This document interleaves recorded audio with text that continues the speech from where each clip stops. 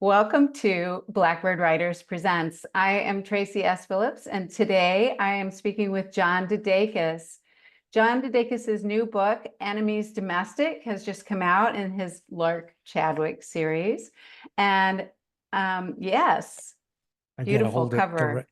Thank you. I gotta hold it. Back it up just a little. I blurred my background. Yeah. Well, Well, we get the idea. yeah, it's a book. John DeDakis is an award-winning novelist, a writing coach, and a manuscript editor. He is also the former editor at CNN's The Situation Room with Wolf Blitzer. A former White House correspondent, he regularly leads writing workshops at literary centers and writing conferences.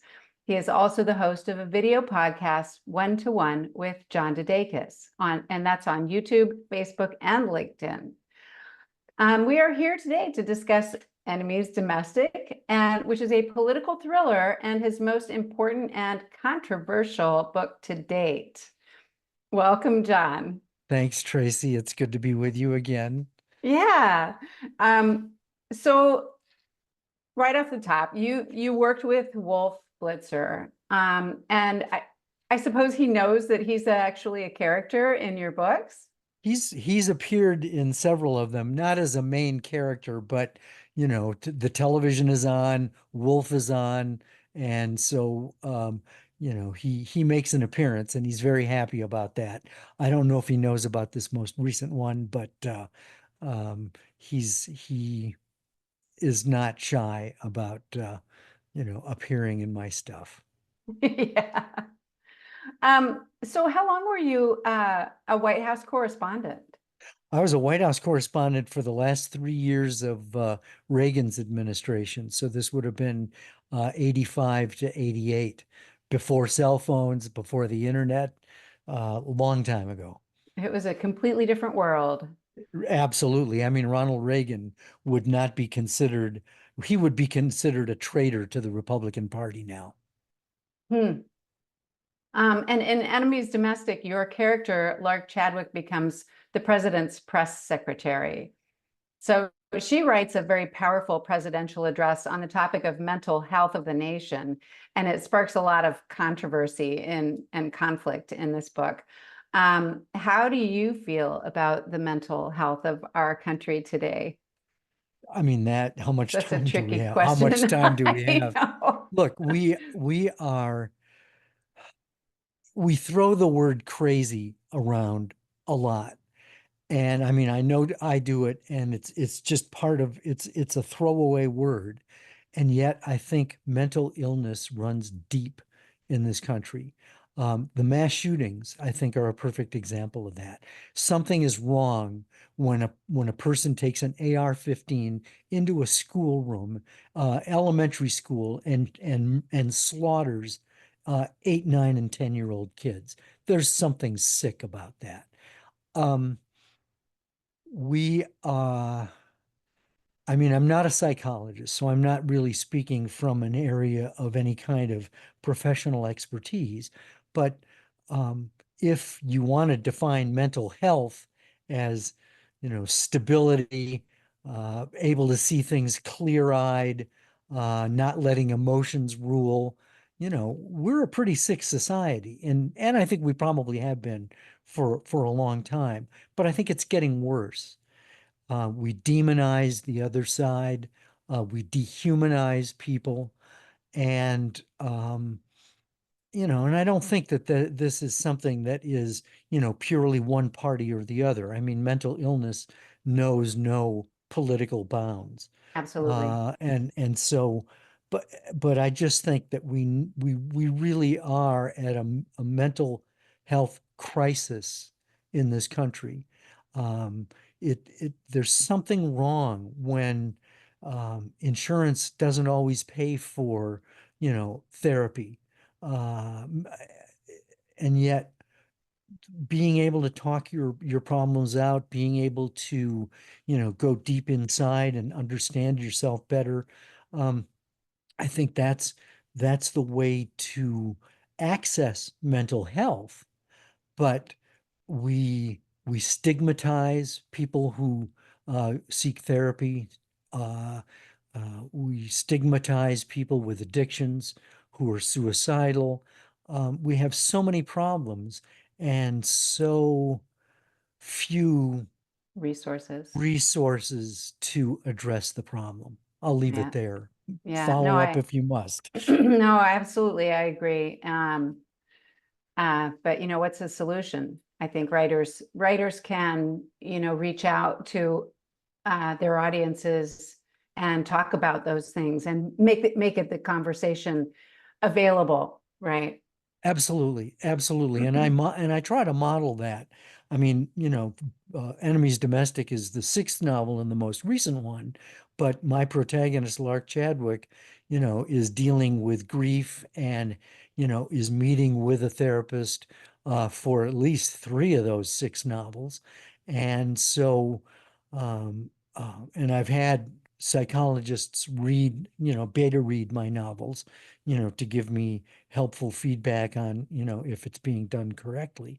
Right, Because I think that is where we see the answer to that question. I think that there really are answers, right. but there aren't necessarily the resources to access them. Right. And so, stepping back a little bit, as a White House correspondent, you were privy to like locations and situations that many journalists only probably dream of. Yeah. And how has that experience influenced your fiction writing, particularly with this series? I mean, I stumbled into writing a character who becomes a journalist. That wasn't really what I set out to do, but it's probably a no-brainer to write what you know. And what has happened over the course of the 20 years that I've been writing Lark books is that I've been advertently and inadvertently giving people a glimpse behind the scenes as to what actually goes on. And and it's just become more and more relevant. I mean, Donald Trump kept talking about journalists as enemies of the American people. I mean, what are we talking about? Journalists are supposed to hold public officials accountable. Now, there are a lot of problems with journalism, but journalists aren't the enemy unless you're being held accountable and you're trying to cover something up.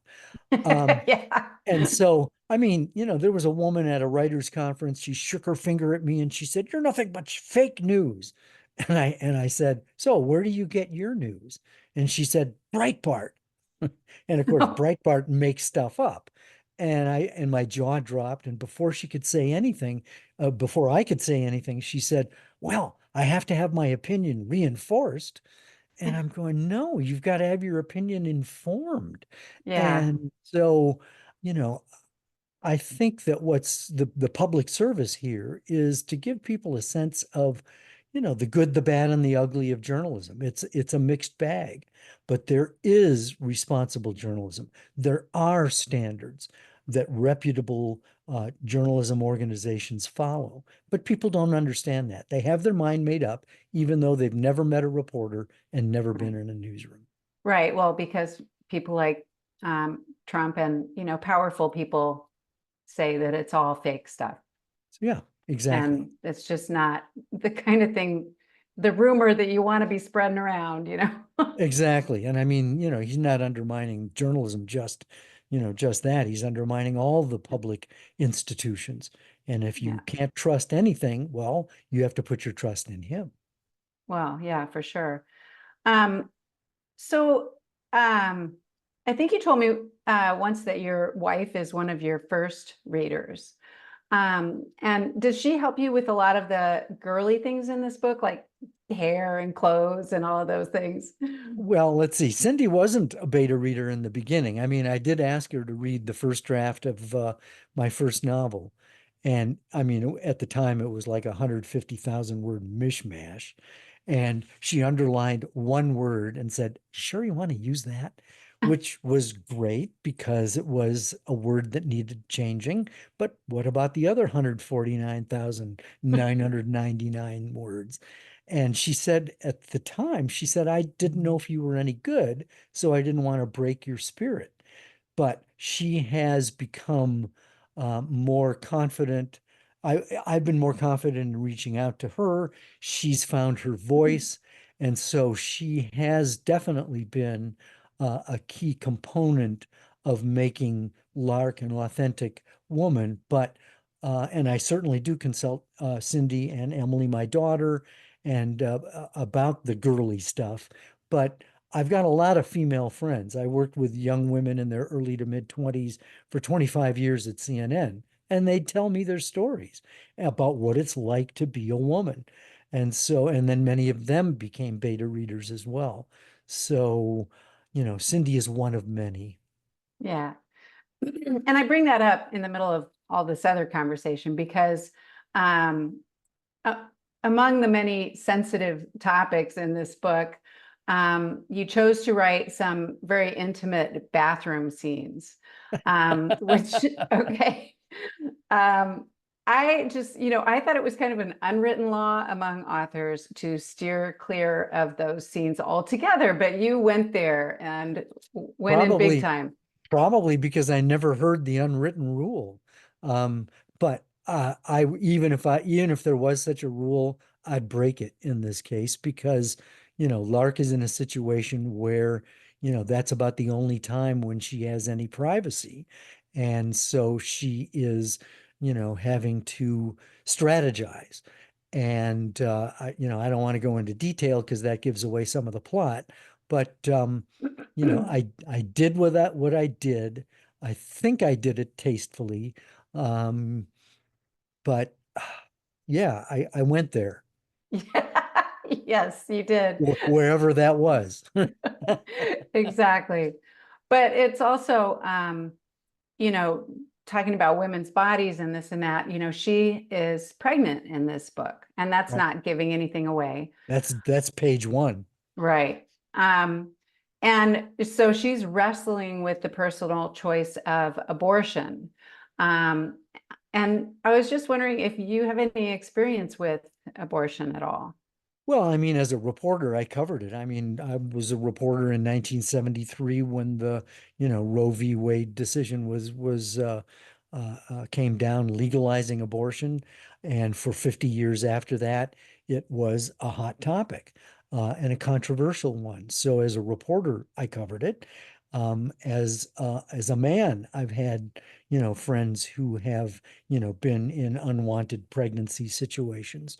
And I'm working on a memoir, and I'm actually going to go into a little bit more detail about, some of that that I don't necessarily want to go to here.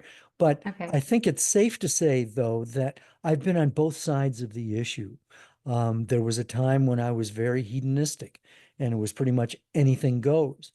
And then there was a conversion to evangelical Christianity, and I became much more, I don't know, conservative and legalistic about the subject. And then I've been married to Cindy for 46 years, and we've had many a conversation about abortion. And she is passionate about women having the right to choose, women having control over their bodies. And so for a long time, those conversations were arguments. And same with my daughter Emily, who's now, 43, and also passionate about a woman having the right to choose. And that's not the same as being pro-abortion, I've discovered. Right. The issue is control and autonomy. And But there's it's more to it than that. there's way more to it. It's There's much more so much nuanced. more, And so I'm much more open-minded about the issue and I think sensitive to, the different opinions and reasons for the opinion. I'll say one more thing and then I'll shut up. And that is that when I was writing the book, I really felt that wherever you come down on the abortion issue, that you would feel that your opinion is fairly represented because it's a very personal, very emotional issue, and it's an important one. And right. I hope that I've been able to deal with it realistically and sensitively. Yeah, I think that you were. I mean, I was going to ask if it was hard for you not to take sides in this book. Well, Lark certainly has an opinion, but at the same point, she's, it's one of the things that I discovered in writing the book, is that you can have an opinion, your character can have an opinion, but about, pro or anti. But once you're in the predicament yourself, that changes everything, and it intensifies the decision making. And so that was one of the surprises. Some of the characters were very pro-life, pro-choice until faced with it themselves. Right. And then they had to rethink it. Yeah, absolutely. So, in the book description of Enemies Domestic, it states that this book tackles abortion, QAnon, white Christian nationalism, and mental illness at a time when America is itself teetering between democracy and authoritarianism. Those are in the actual book description, that sentence. So that's a big, huge agenda for I know. one book. Yeah. Wow. Yeah. Well, I mean, it touches on those issues, some in more detail than others. I mean, abortion is the front and center issue. And so some of these other issues are tangential. Mental illness does make, a strong presence. Um, but all of those are eddies in the conversations that we're having, in the political, discussions, the arguments that we're having, QAnon, white Christian nationalism, mental illness, all that's front and center already. Right. Well, can you briefly explain what QAnon is for readers who might be out of the loop? Sure. QAnon, it actually refers to a top secret clearance, a special clearance called, it's a Q clearance. And way back, probably even before COVID, in the deep, dark channels of the internet, not Facebook, but, we're talking like way off the grid, 4chan, I think it is, they started to have conspiracy theories that were being floated by a person called Q. And supposedly, this Q person had inside information and was allegedly in the deep state, was in government, privy to a lot of deep secrets. And so this person was making, we don't have, there's speculation as to who this person is, or there may have actually be several Qs, but they were making predictions about, Hillary being assassinated and, stuff like that. And, and it was very cryptic. And so it became almost a parlor game to figure out what the clues meant. Then when COVID came along, it metastasized into social media and it became much more mainstream. And this at a time when we were all locked down and we were pretty much hunkered in front of our laptops. And so this was especially attractive to people who were, I don't know, Conspiracy theorists. conspiracy theorists, and these were not stupid people. These were very intricate conspiracies, and people really got off on trying to figure out what it all meant. And one of them was that Democrats are literally blood drinking pedophiles. That's And and that Hillary and John Podesta ran a child porn ring in the basement of Comic Ping Pong, which is a pizza place on Connecticut Avenue in DC, right next to the Politics and Prose bookstore. And so some guy who read this on the internet came up from South Carolina armed with an AR-15, and he was going to liberate these kids. And he breaks into this Comic Ping Pong place with his AR-15. Amazingly, no one was killed. But, he went to the place where he thought the kids were being held. There is no basement in that place, which is another, fake news, I guess you could say. yeah, And, think of the damage that could have been done by a conspiracy theory. You right. know, Marjorie Taylor Greene, major advocate of this, alleging that one of the shootings in Florida was a hoax, and that the victims weren't really victims. They were actors who were pretending that they were victims as a way to turn the country against guns so that the government would come and take your guns away. All conspiracy theories, all intricately advocated by this, QAnon. Mm. And it's still there, but because now we know more about it, the Q advocates have gone more underground and sort of distancing themselves from it. I did an interview with a couple of authors who wrote about this. I did an interview on my podcast about it. So it's crazy. It is crazy. It is crazy.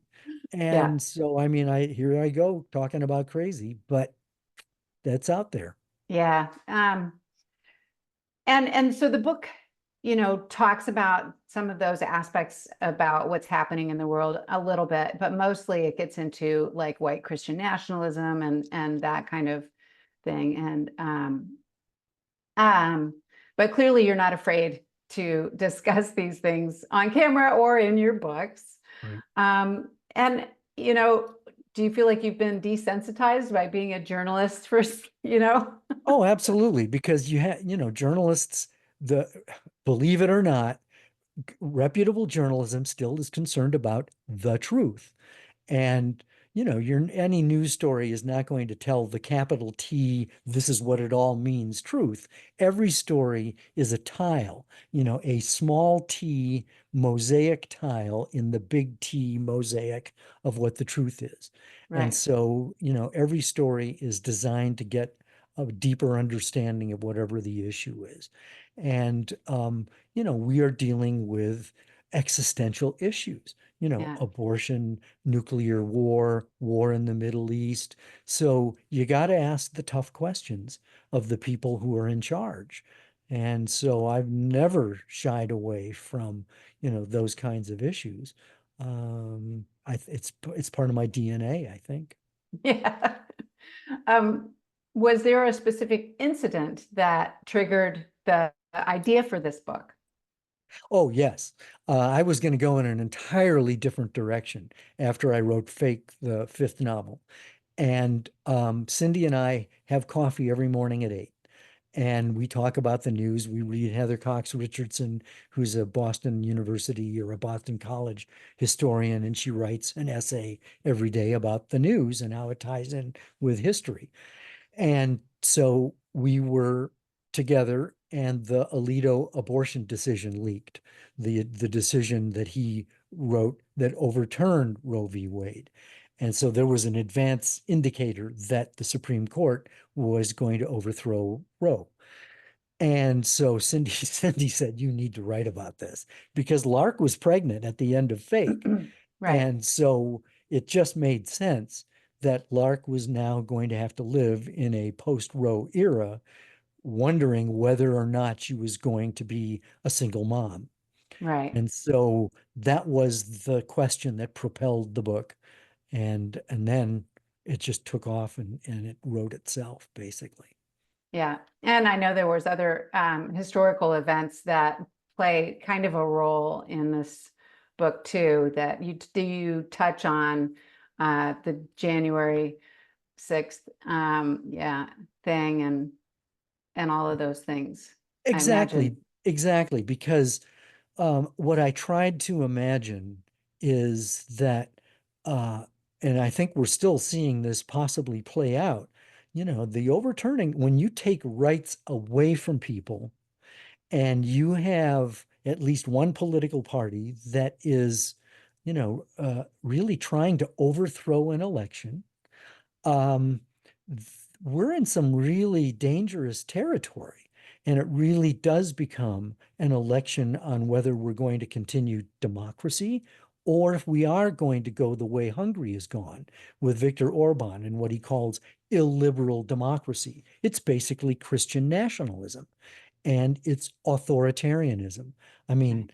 Trump told the evangelicals, just vote for me once more and you won't have to vote again. I mean, he is making it clear. They say, oh, he's just kidding. No, he's not. You know, and That's scary. this project 2025 that the Heritage Foundation has come up with. I mean, that's a blueprint of taking your rights away. And so don't get me started, Tracy. Back to the book. We're just back in the thick of it. Yeah.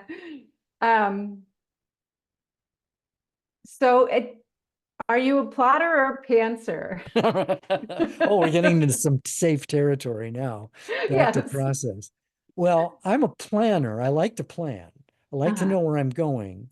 But I think when I was working on Bullet in the Chamber, my fourth novel, for the first time, I knew where I was going with it, but I got about halfway through and I realized I hadn't planned carefully enough.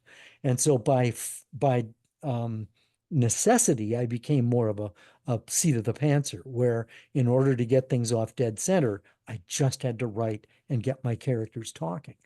I've become more comfortable doing that. So now I guess I'm a plantser.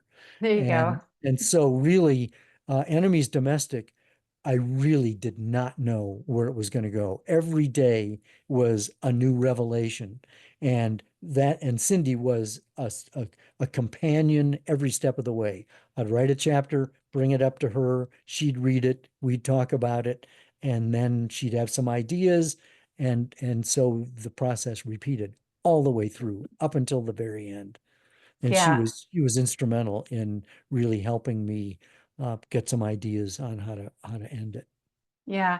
There's a moment in this book where you feel like and I'm not going to give anything away, but you feel like the plot is going in one direction and then it takes a complete turn the other way.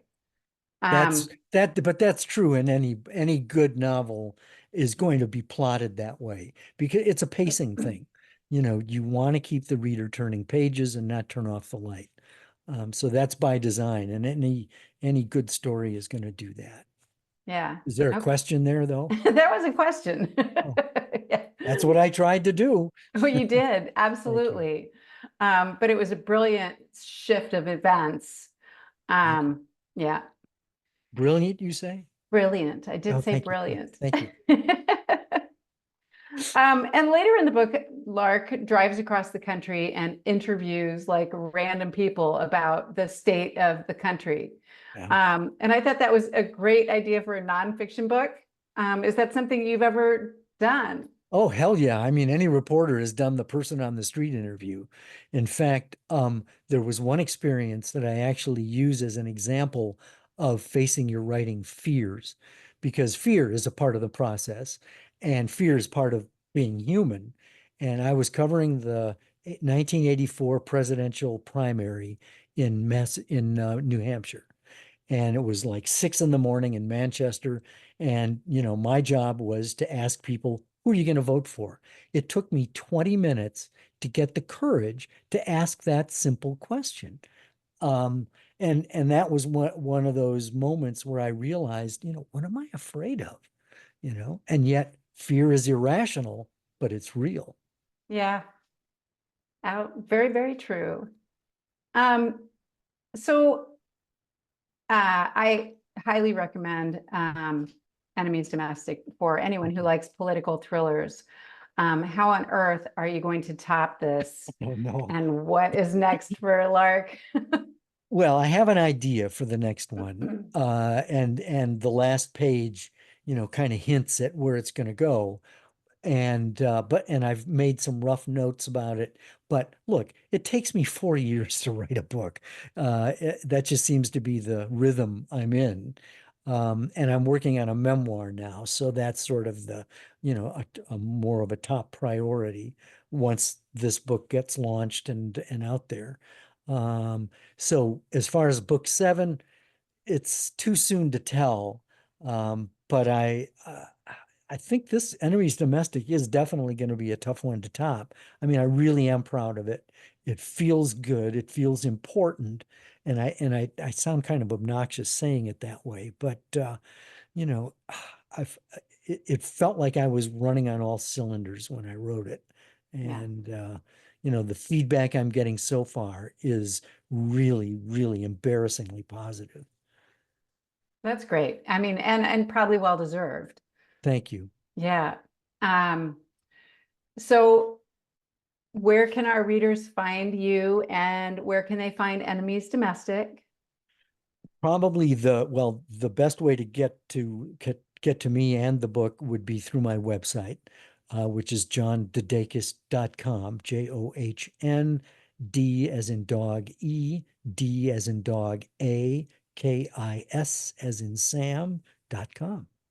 Yeah, as it says beneath your image Yeah, there. there it is right It is there. right there. Yeah. Well, thank you so much. Like I said, I highly recommend it, especially with the state of things in the country these days. It's a really topical book and a good conversation opener. It's probably a great book club book because we really need to be talking to each other about these issues. And I think there are ways to do it in a way that you can build bridges instead of walls. So I Right. definitely appreciate this opportunity to talk with you. And you've got chops as a writer too. So, Well, thanks. I'm in good company here. Well, thank you very much. You're welcome. All right. Well, thank you so much for joining us on Blackbird Writers Presents, and I will see you around.